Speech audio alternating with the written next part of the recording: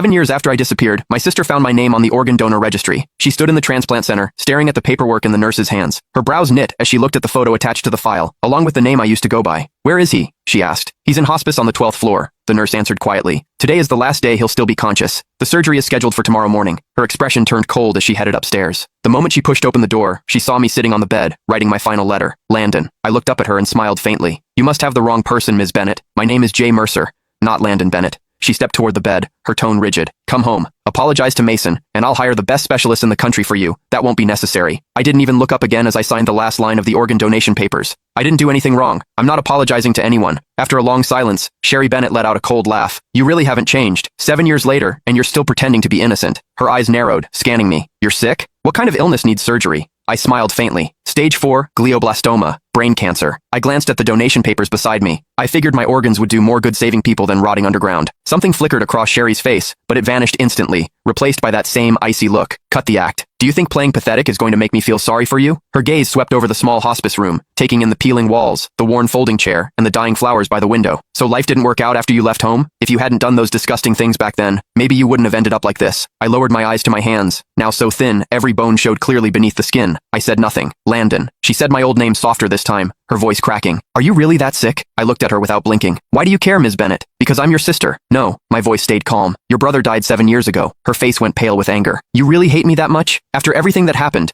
Are you seriously pretending you weren't the one who enough?" I cut her off. "You didn't come here to dig up the past. Say what you actually came to say." She opened her mouth, then hesitated, completely speechless. I gave a soft laugh. "Let me guess. Mason needs a new liver, doesn't he?" Sherry didn't answer. She didn't have to. The way her eyes avoided mine told me everything. I leaned back against the hospital bed, laughing under my breath. "So, that's it. After 7 years, he finally remembered he had an older brother. Today, you came here to ask for my liver?" "Not ask," she corrected sharply. "It's your duty. You agreed to donate before, and Mason needs you again now. He's your brother." I stared at her, amused by how ridiculous she sounded. "Sherry, when you kicked me out 7 years ago, why didn't you remember I was his brother then?" "That was your own fault," she snapped. "If you hadn't done those horrible things to Mason, if you hadn't framed him, I never would have kicked you out." Her voice shook with fury. "You're still lying. Still acting innocent. You think disappearing for 7 years erased what you did?" I slowly closed my eyes as numbness spread through my chest. Even now, she never doubted him. To her, I was always the villain. "Please leave. I need to rest." She grabbed my shoulder hard enough to hurt. "Listen carefully. Mason needs your liver." I opened my eyes, looking at her calmly. "Then he can wait for someone else. My organs are already promised to strangers." Her whole body shook with anger. "How can you be so heartless? Mason saved my life back then. Without him, the Bennett family wouldn't even exist today, and you're nothing but an ungrateful parasite."